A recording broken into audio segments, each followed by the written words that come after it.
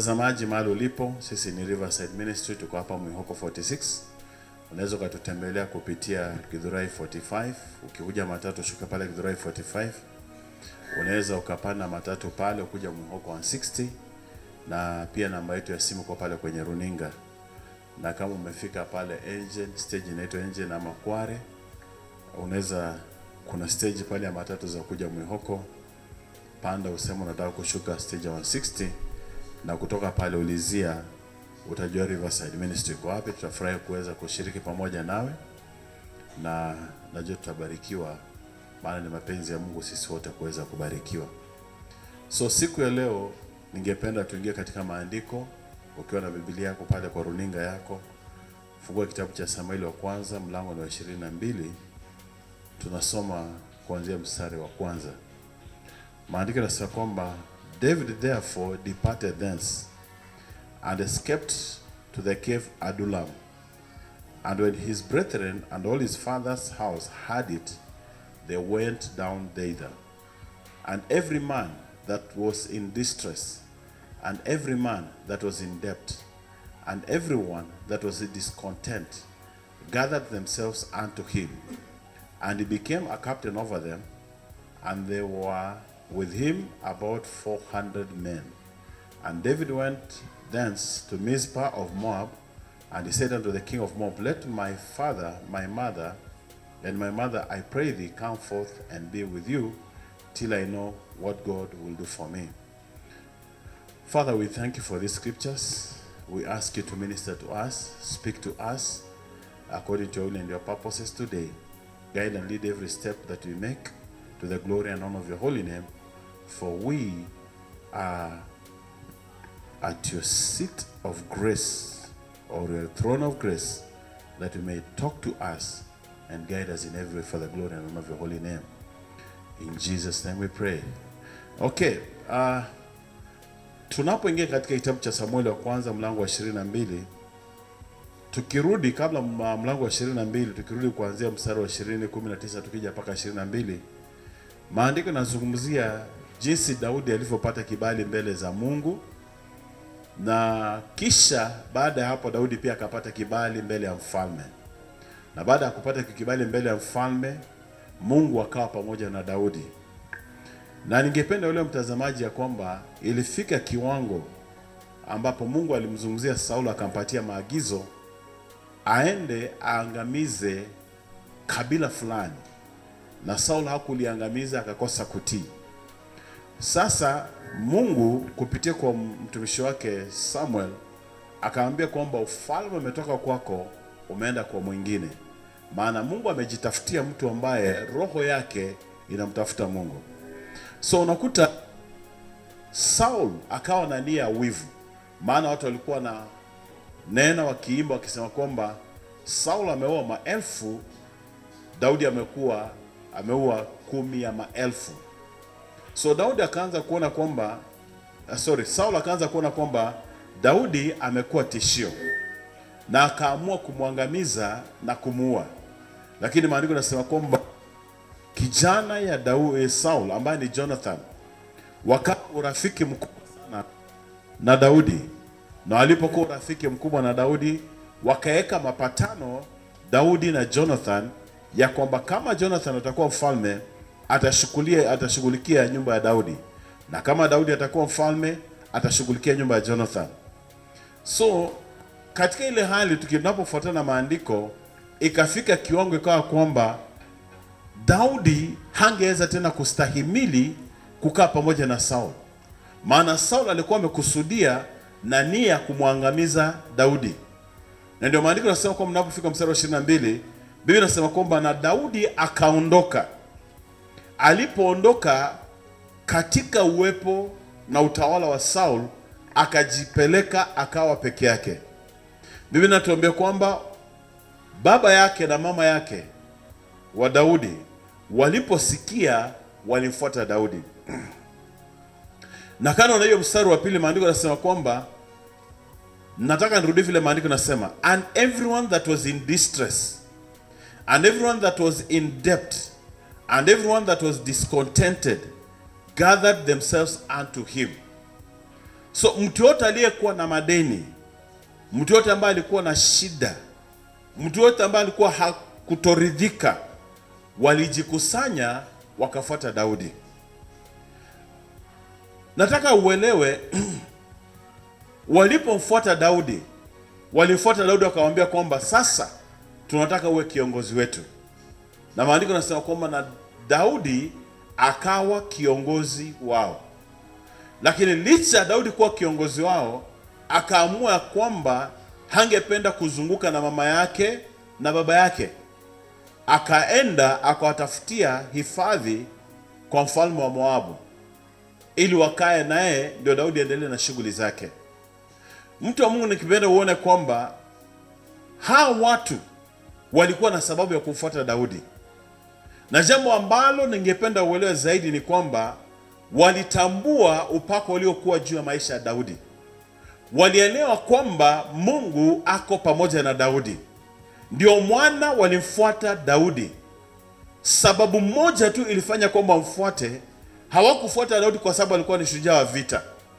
Hawakufuata Daudi kwa sababu alikuwa anaua watu. Walifuata Daudi kwa sababu waligundua Daudi ako na Mungu. Na kwa sababu walifuata Daudi, maandiko yanasema kwamba yoyote aliyekuwa ameshushika moyo, yoyote yule ambaye alikuwa ako na deni, yoyote yule ambaye alikuwa na shida aina yote ile, walifuata Daudi na wakaenda naye jangwani.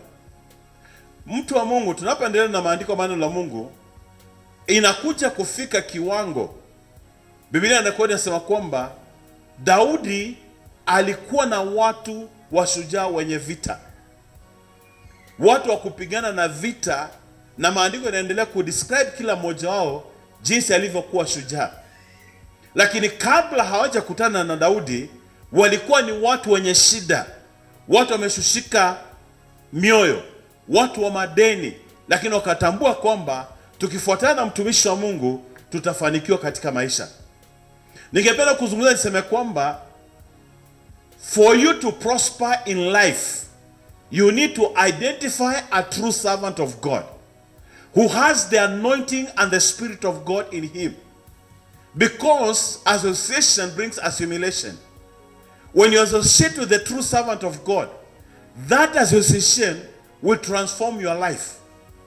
Lakini ukifuatana na mtu ambaye Roho wa Mungu hako ndani mwake, mtu ambaye Mungu hayuko pamoja naye, yeye ako katika shughuli zake, ninakuahidi mtu wa Mungu mahali ulipo ya kwamba maisha yako baada ya kunawiri ni kudhoofika, itadhoofika. Maana utakuta kwamba haijalishi kama ninakutolea unabii, haijalishi kama naweza kukusomea historia yako, haijalishi kama naweza sema kile watu mlipigana usiku jana kwa bedroom yenu, haijalishi ulipanda gari gani na nimeona nikakwambia ya kwamba ulipokuwa ukikuja kanisani ulipanda gari ya aina fulani. Nataka uelewe mtu wa Mungu ya kwamba hiyo si dhibitisho ya kwamba mimi ni mtumishi wa Mungu. Kukuambia kile ulifanya jana is not a confirmation that I'm a servant of God. Kwa sababu elewa, katika kitabu cha Matendo ya Mitume, maandiko yanazungumzia kuhusu kichakazi mmoja aliyekuwa akifuata Paulo kila saa, akisema hao ni watumishi wa Mungu aliye juu, wasikizeni hao. Hili jambo lilimkwaza Paulo mpaka Paulo akakemea pepo aliyekuwa ndani ya ule kichakazi akamtoka. Na waliokuwa wamechukua mwanadada walikuwa wanamtumia kufanya biashara, maana kazi yake ilikuwa ni kutabiri na watu wenye kumwandika wanapokea pesa. Sasa nasema kwamba mtu wa Mungu, kuna the spirit of divination. The spirit of divination is almost that the spirit of prophecy. Maana Roho Mtakatifu anakupatia the gift of prophecy. The spirit of the devil gives you the spirit of divination. You may not be easy to... It is not easy for you to identify a diviner and a true prophet. Kwa sababu wote watakuambia mambo ambayo ni ukweli. Wote watakuzungumzia mambo yaliyopita. Wote watakuzungumzia, lakini inapofika mambo yanayokuja, it is not very easy for a diviner to tell you your future. Kwa sababu a diviner is working under the authority and the power of the devil. But a prophet is working under the power and the authority of God. And because our God is all-knowing, he knows the future, he can tell the future even before it comes to pass. Lakini unakuta kwamba most of us have a problem. Tunatafuta watu ambao wanaitwa na jina la Mungu watuambie shida zetu. Why do I need you to tell you my problems? I already know them.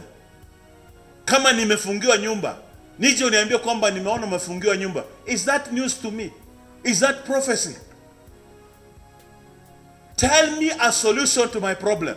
Niambie Mungu anasema kwamba atakufanyia hivi na hivi na hivi. Lakini siku niambie nyumba yako imefungwa. Siku niambie kwamba jana mulipigana bibi yako. A diviner can tell you that. Na unakuta kwamba at the end of the day, a diviner will use a cunning language to get money out of you. Atatumia lugha ambayo ya kukuingiza box mpaka ufike Kongo sema kwamba this is a true servant of God. Nataka nikwambie mpendwa, nishike simu, niangalie kwa simu, niseme kwamba ninaona picha zako, mulikuwa mmeketi mahali fulani. What is that adding to my spiritual walk? Nothing. Si nilitembea, so what? Tell me the plans that God has for my life. Lakini unakuta kwamba just because I know your past, I want to tell you, child of God, even the devil knows your past. Even the demons know your past. Kwa sababu ukitenda mapepo alikuweko, ukitembea shetani alikuweko, na kwa hivyo anajua kile ulifanya juzi, anajua kile ulifanya last year.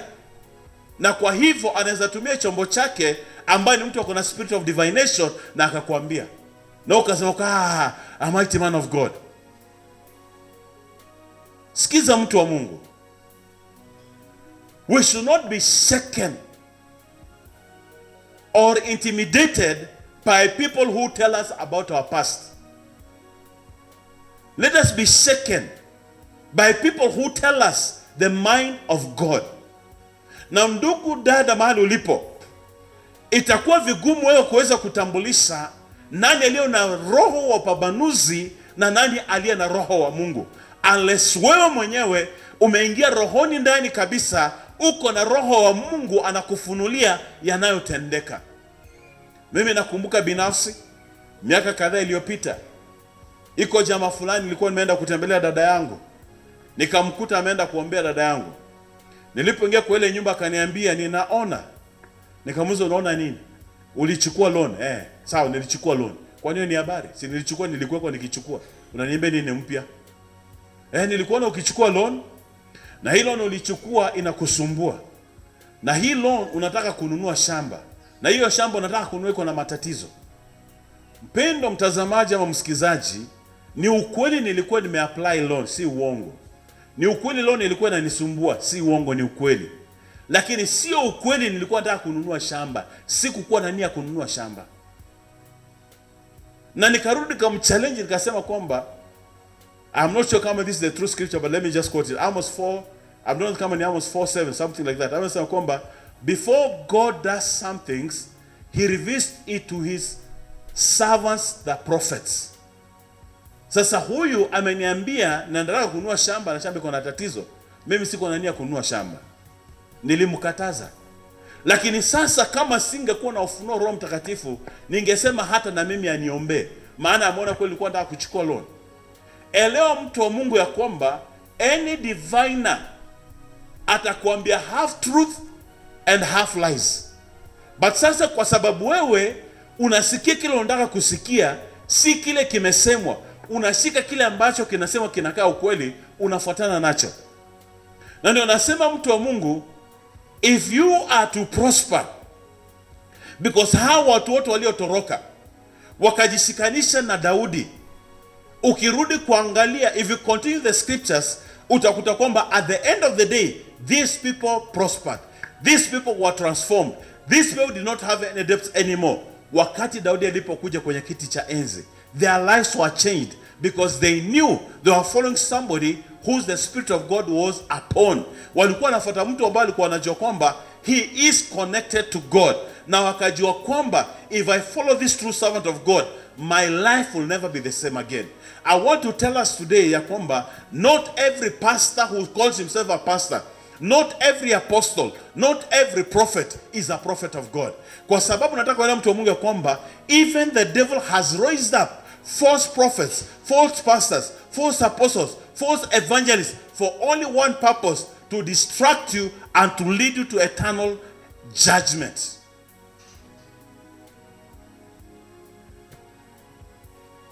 Ndugu dada, wewe uliokoka, ndio maana Mungu akasema nitawatumia msaidizi ambaye ni Roho Mtakatifu.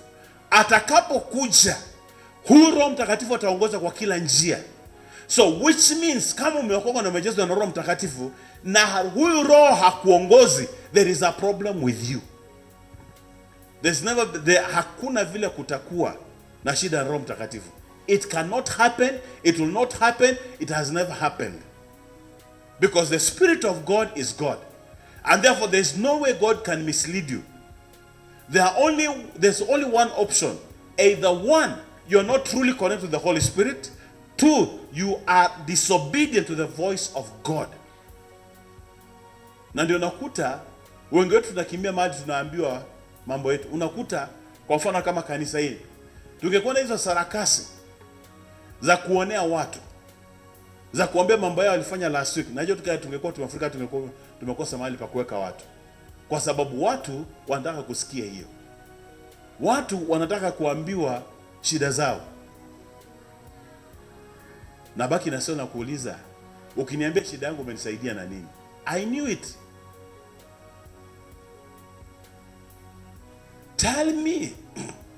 Tell me, niambie kwamba nimeona umekuwa unasumbuliwa na kichwa, umekuwa unasumbuliwa na shida ya tumbo, lakini sasa hiyo shida imefika mwisho, Mungu amekuponya na nipone. That is now talking about God. Lakini sasa ukiniambia nimekuwa na shida ya kuumwa na tumbo and there's no solution, the only solution unaniambia kwamba panda mbegu ndio upone hiyo tumbo. That's why anasema kwa mtu wa Mungu, we must understand that even the devil works miracles. Even the devil can do signs and wonders. Wacha tukumbushane tu kidogo. Maandiko yanazungumzia kuhusu Saul. Alipokuwa kienda kukufa, alimtafuta mwanamke ambaye alikuwa na familiar spirit. Huyu mwanamke Saul alimwambia, niitie Samuel, maana Samuel alikuwa amekufa. Na huyu mwanamke akafanya uganga wake. Alipofanya uganga wake, akiangalia akaona mtu anatoka kaburini anakuja. Akaambia Saul, kwa nini umenidanganya? Saul akamuuliza, ni nini? Umeona nini? Akasema, nimeona mtu anakaa kama mwana mfalme. Na akakuja yule ambayo mwanamke alikuwa ameita, na akawa siku hiyo mapepo yote yale alikuwa anajifanyaga kama mtu fulani yalizuiliwa na Mungu. Ikabidi Samuel akuje akamwambia Saul, kesho utakuwa pamoja na mimi. Na hiyo kesho yake ndio Samuel alikufa katika vita. Maana ilifika kiwango majeshi yake ilishindwa, na Saul akaamua kujitoa uhai. Maana alisema kwamba sitakubali hao Wafilisti wasio tayari tairiwa kuweza kunishika. Na Saul akakufa siku hiyo. Kumaanisha watu ambao wanaitwa na familiar spirits, ama wako na maroho yale wamezoeana nao, wanaweza kukuitia nyanya yako. Mtu anakuambia kwamba acha nikuitie nyanya yako, anataka kukuongelesha. Na maandiko inasema vizuri ya kwamba aliyekufa hana sehemu yoyote ile chini ya jua. Hasira zake, upendo wake, vitu zote alizokuwa anafurahia hazipo tena na yeye. Lakini utakuta wengine tunasema kwamba niliota nyanya yangu aliniambia. Alo, huyo ni pepo. Hapa kuna nyanya yako. Niliota mama yangu amekuja kuniambia tufanye kitu fulani. Huyo si mama yako, huyo ni pepo. Maana kama maandiko nasema kwamba aliyekufa amekufa na mambo yake imeenda na yeye, huyu mama ametoka wapi? Unless Biblia imekosea katika typing, mwenye alifanya typing error, but I believe the scripture is true. So mtu anapokuja kuambia kwamba nimeona shosho yako analalamika umepotelea town sana, urudi nyumbani, na wewe huyo mbio unarudi nyumbani. Hebu nikwambie kisa kimoja. Siku fulani, sitataja mtu, rafiki yangu mmoja alikuja akaniambia, iko jamaa alikuwa ameoa, na kuoa bibi ya kwanza, mke wa kwanza akaenda, akaoa bibi ya pili, bibi wa pili akaenda, akaoa bibi ya tatu akaenda. Sasa akaenda kwa mchungaji wake, akauliza mchungaji, ni kwa nini nimeoa mara tatu wake zangu wanaenda? Mchungaji akamwambia kwamba kuna covenant. Mchungaji akamwambia hivi, nimefunuliwa na Roho ya kwamba wakati ulioa bibi mke wako, zile mila za kuunganisha harusi hamkufanya.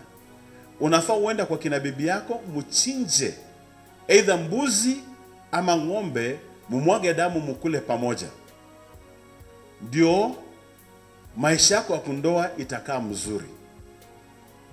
Jamaa akatoka hapo, wewe ni mchungaji wake amemwambia. Akatoka hapo akienda akakutana na Sheikh. Sheikh akamwambia the same thing, kuna kitu hukufanya katika kulipa mahari, mwenda mchinje, mkunywe, mkule pamoja na familia mko wako, ndoa itakuwa sawa.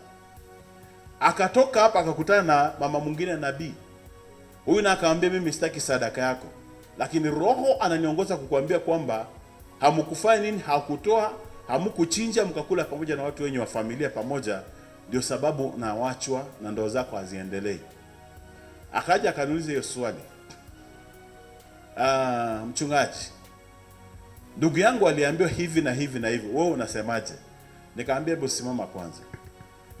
Mimi kwanza nikamjibu, nikamwambia kwamba mimi siungi mkono, na nikamwambia there is no way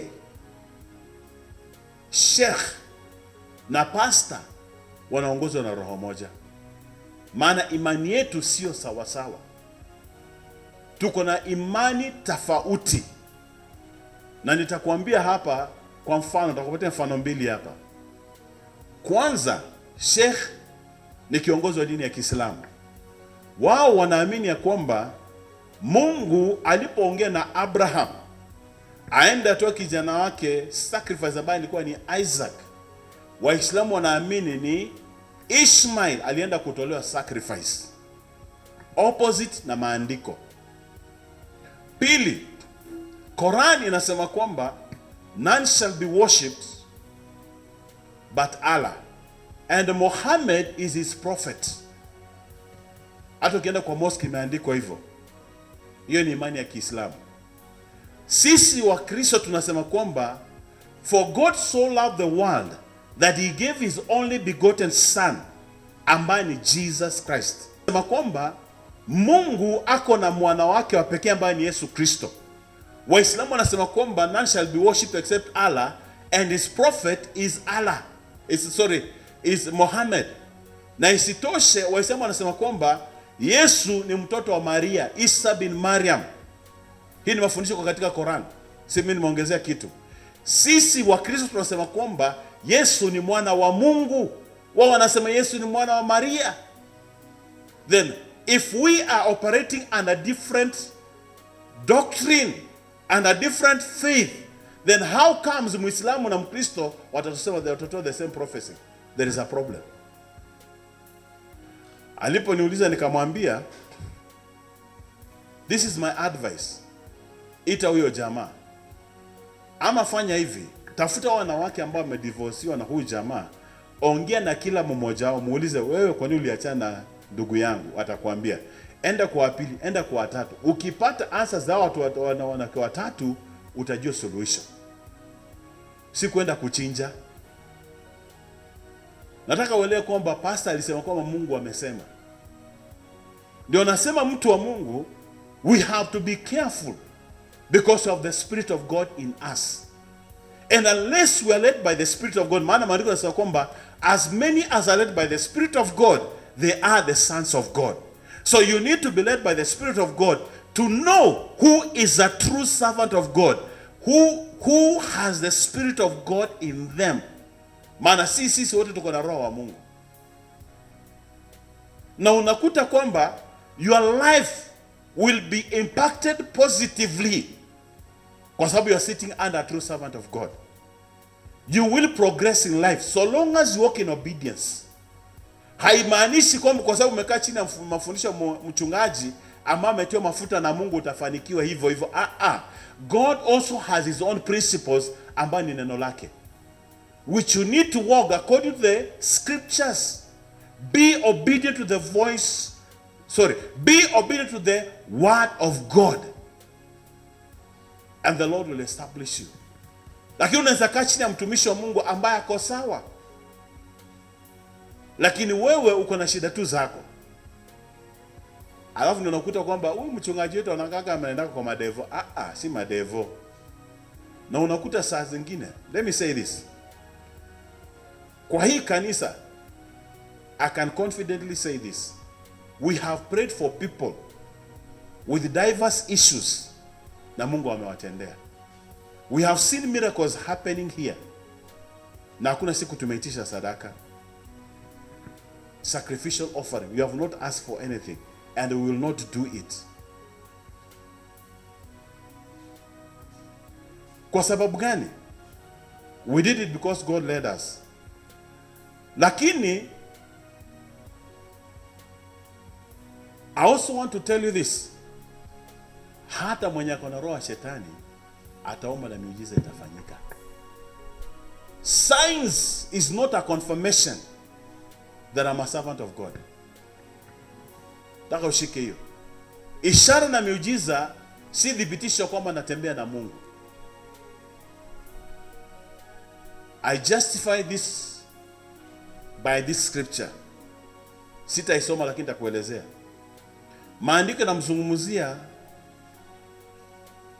Moses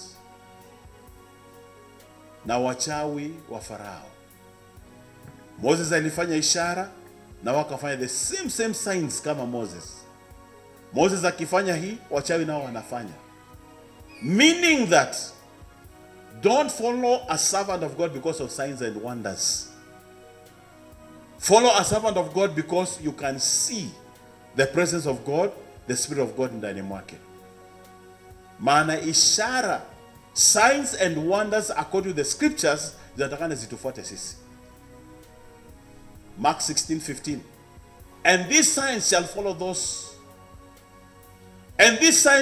those who believe in Jesus Christ. So nataka nikuambia kwamba mtu wa Mungu, not every pastor is a true pastor for you. Not every apostle is a true apostle for you. Not every prophet is a prophet of God. Hata nifufue wafu, it's not a confirmation that I'm a servant of God. Why am I saying this? Maana Yesu mwenyewe alisema, siku hiyo watakuja wakisema kwamba Yesu, tulifufua tu kwa jina lako. Viwete walitembea kwa jina lako. Yesu atasema nini? Ondokeni, siwajui ninyi watenda maovu. So child of God, as much as hao watu walifuata Daudi wakiwa na shida zao, they also, kwa sababu nataka uelewe hivi, David also was a man after God's own heart. So even if you follow a servant of God, na wewe mwenyewe njia zako si sawa na Mungu, it will not help you in your life. It is up to you, child of God, that as much as you hear the true word of God, it is also your responsibility to play the role you are supposed to play according to the scriptures. Then shall you prosper.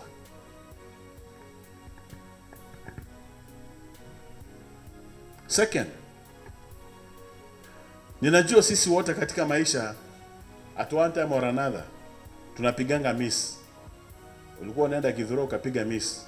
It doesn't matter. Ukipiga miss, our God is gracious, He's faithful, He's long suffering, atakusamehe. So umepiga miss, naambia Mungu, nimepiga miss hapa, rudi kwa njia, endelea na safari. And I know ukipiga miss, Hautachoka, hautakosa wanyoshaji wa vidole. Wewe ndio nilipiga misi nikaenda wapi nikaweka Mwihoko Sekondari, nilikuwa naenda Ndiaine. Wewe bado unasemanga na Bishop nilimwona akienda Mwihoko Sekondari. Alo, nilitoka huko mimi naendelea Ndiaine na safari. So don't judge anybody by their past. You don't know where they are today. Bwana asifiwe. You don't know where they are today. Wewe unaweza kwamba na mimi mambo yangu ya last year, kumbe tulimalizana na Mungu, tuko sawa na Mungu, mimi niko njia zangu, wewe umebaki ukinyosha vidole. And I want to encourage you, child of God, as I'm talking about that. Na wewe usishushike kwa sababu wanakunena. Watu wakunyoshe vidole, don't bother with them. At the end of the day, siku ya mwisho ikifika, kila mtu asimama mbele za Mungu peke yake. Ukute wewe uliingia kwingine ukinyoshanga tu vidole. Bwana asifiwe. Wewe ulibaki kusemanga nini? Yule. Na sisi tulifanya nini? Tuligeuka na tukashikana na Mungu tukaendelea na safari. But most of all, I want to encourage us this. Before ukimbie kwa mtu na useme kwamba this is a servant of God, angalia character. Na kando na character, seek the face of God. Mungu akufunulie. Because there's no man who's hidden in the presence of God. Sisi wote ni karatasi iko plain mbele za Mungu na Mungu anatusoma. What I do in secret, God knows. And if God wants kunifunua, atanifunua tu. Maana maandiko yanasema hivyo, kile kinafanya kwa giza kitawekelewa juu ya mabati, kitafunuliwa chote. But I'm saying this, hata kama ulipiga miss corner, hata jamaa safari wanaendanga mbio, anasuka amepiga kwa nini hakufaa kupiga, anaambia na kwa driver nani umepotea njia. That's why we are here as servant of God, kuambia kwamba si njia, reverse. We are your co-drivers to the journey of heaven. Bwana asifiwe. So ukikuja kuangalia ya wale watu walifuata Daudi, mmoja alikuwa ni Job, ambao was the army commander, major general wa jeshi la Daudi, alikuwa ni Job. Na si hao wengine, kuna wale wengine walikuwa nasemekana wakikurushia mawe hivi, ile sling wakizungusha hivi wakuachilia, walikuwa na jeshi wa Daudi. Alo, hata kama kidogo wanarushanga mawe huko wafiki. Maana yeye akiachilia hamisi. It is scripture. Wanasema mwingine alisimama kwenye shamba kidogo tu na upanga, akashika panga, akaua watu bila kusonga, yeye peke yake. Mwingine akaingia kwa shimo kukiwa kuna barafu, akafuata simba kwenye kuna barafu na akamuua. Lakini kumbuka, hao watu wote walifuata Daudi wakiwa kwenye shida, wameshushika moyo, wako na madeni. Lakini kwa sababu ya neema na kibali cha Daudi mbele za Mungu, na wao pia walibarikiwa, and their lives were transformed. So I want to encourage us today ya kwamba we can also prosper. We can also increase in our lives. God never created you to be a beggar all of your life. God never created you uwe mtu wa kusumbuka na kunyanyaswa kila saa. And finally, I want to encourage us, tuache kutafuta waombaji. Tuache kutafuta waombaji. Tuache kutafuta hata kututolea maunabii. Tuache kutafuta hata kutuonea mambo yetu. Utajionea lini? Na maandiko yanasema kwamba and in those last days God will pour out his spirit. Young men shall see what? See visions. Wazee kama ndugu yangu hapa John utaota ndoto. Mama Winnie, Mungu amekuonesha nini kunihusu? Alo, kwani Mama Winnie ndio report office?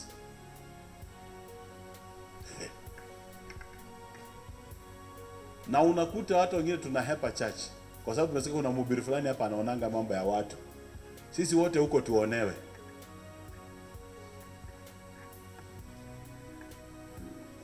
Alafu unatoka huko umeshushika kwa sababu kuonewa. Wacha tuongee tu lugha ya kawaida Tutoke kwa maandiko kidogo. Mtu akikuonea, najua wote mmekuwa shuleni. Ukionewa shuleni ulikuwa unakaa maisha aina gani? Kila mtu akipita na kutusi, wa kukuchuna na kuchuna, kwa sababu unafanya nini? Unaonewa. Na wewe unatafuta mtu wa kukuonea. Unafikiri atakuonea mambo mazuri? Tuulizeni tu ukweli. Ati nani nimekuja unionee? Atakwambia vituko na sarakasi kwa sababu umetafuta kuonewa. Ninamaliza kwa kusema yeye, nashukuru huyu mwimbaji ambaye anajua soon tutakuwa hapa kwa hii kanisa. Anapoimba ile wimbo anasema kwamba uzizunguke chini ukiuliza watu Mungu anasema nini. Panda wapi? Juu. Uliza Mungu mwenyewe anasema nini juu yako. Lakini shida yetu kupanda juu ndio hatutaki. Tunataka tuzunguke huko Mama Supu, Mungu unanionea kidogo. Mama Supu anakuonea zake tu. Unamwachia kambegu. Unaenda kwa mama wengine na unakuta sasa mama wengine Mama Supu yote nagongana.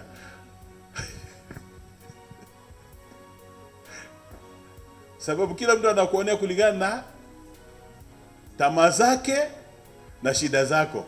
Nioneko kitu nani? Pengine hata nimesikia umefungiwa nyumba. Na roho Mungu ananionyesha umefungiwa nyumba jana asubuhi.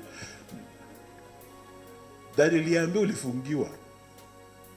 Bwana asifiwe. Ama mlikosana majirani walisikia mkipiga nduru kwako. Nione. Roho Mungu ananiambia jana usiku kulikuwa na vita kali. Kwa nyumba yako shetani alitembea. Ninaona. Wapi? Wacha kupatia mfano mwingine alafu nafunga na hiyo.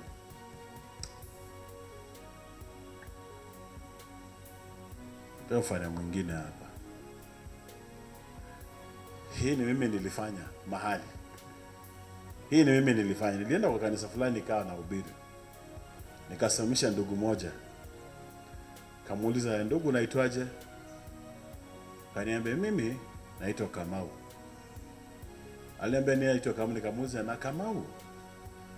Huyu Kariuki ni nani kwenyu? Huyu Kariuki naona huyu Kariuki ni nani kwenyu? Akafikiria akasema Kariuki ni cousin yangu kwa mbali, lakini namjua Kariuki. Nikamuuliza uhusiano wako na Kariuki kwa namna gani? Hebu niambie uhusiano wako na Kariuki kwa namna gani? Maana ninaona kitu. Akafikiria akaniambia, akuli Kariuki ni kama hanipendangi. Mungu amekufunulia. Nikamwambia my friend Kamau, yote nimekuambia ni story, ni uongo. Maana mali kuna Kamau akukosi Kariuki.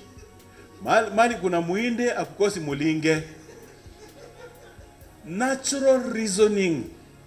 Mali kuna Wafula akukosi nani? Simiu.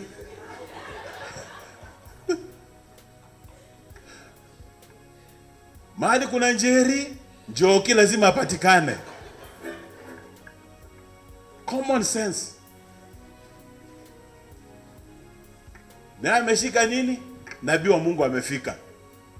Nikamwambia hii nimefanya yote kukuonesha kwamba kusema nimeona si guarantee ni Mungu. Bwana asifiwe. Nikijua Waturukana wanaitonga majina gani, nitataja jina moja. Ile nitataja kwa sababu wacha kupatia mfano. Kwa Kikuyu ama hii kaunti yetu, maana niko kwa hii kaunti watu wengi wanaitwa nani? Maina. Bwana asifiwe. Watu wanaitwa nani? Maina na Kamau na Masharia. So, ninachagua tu jina moja. Katika ukoo wenyu hakutakosa Maina.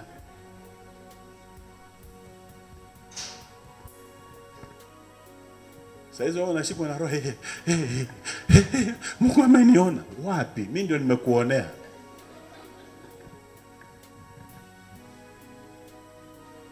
Ndio sababu nasema nini?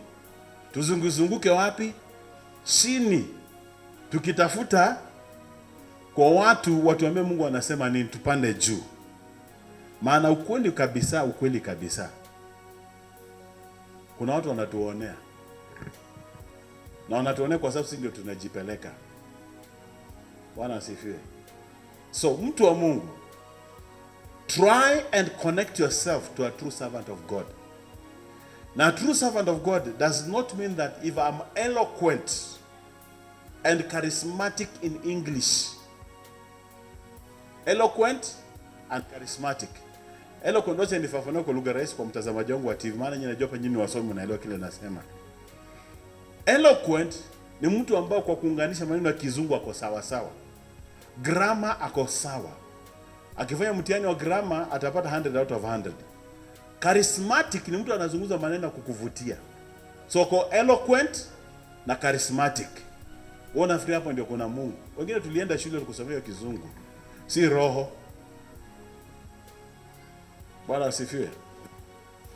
So, ninakonklude kwa kusema kwamba wapendwa, let us identify a true servant of God and let us connect them ourselves na wao. Hii mambo ya sarakasi tuachane nayo. Hii mambo ya instant miracle tuachane nayo.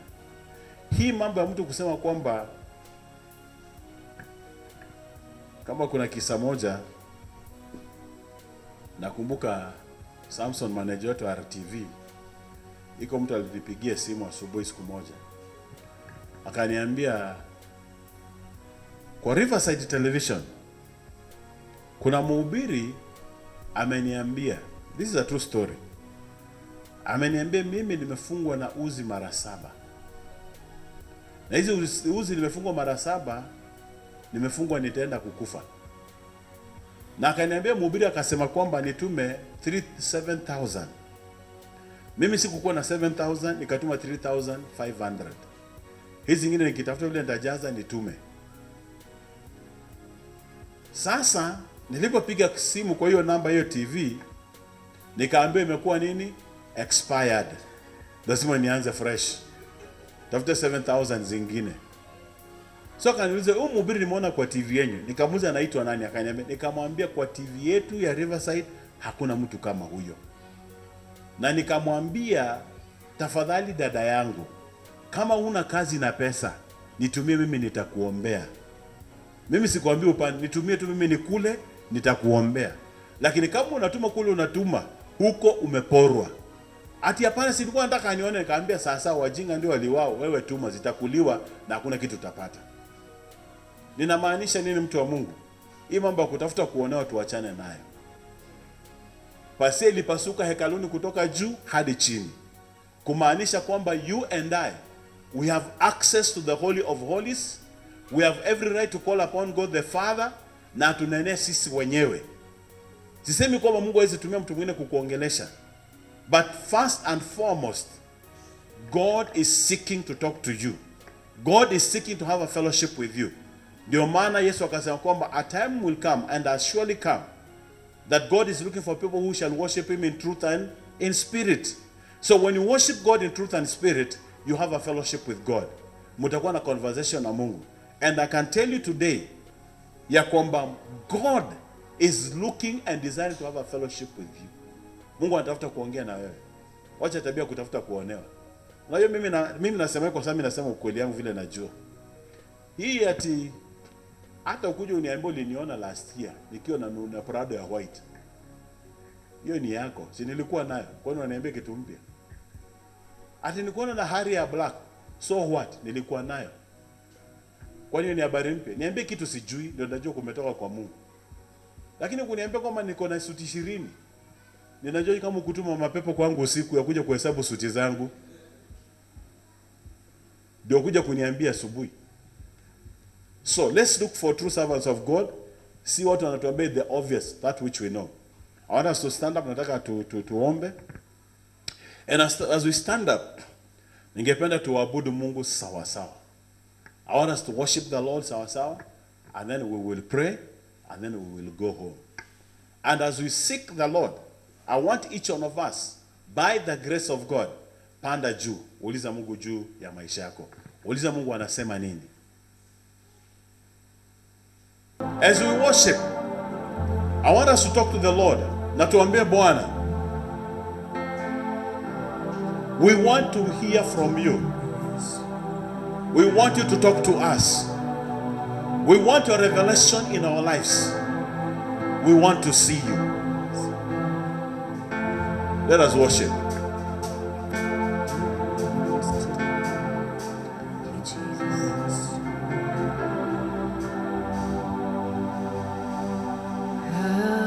Hakuna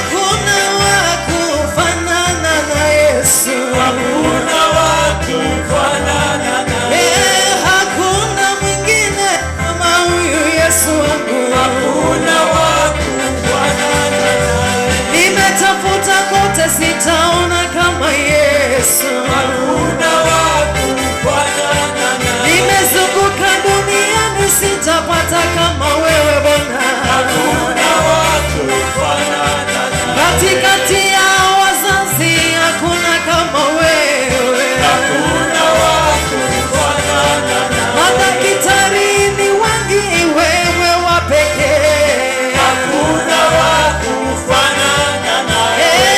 Wewe ni Mungu usiyebadilika.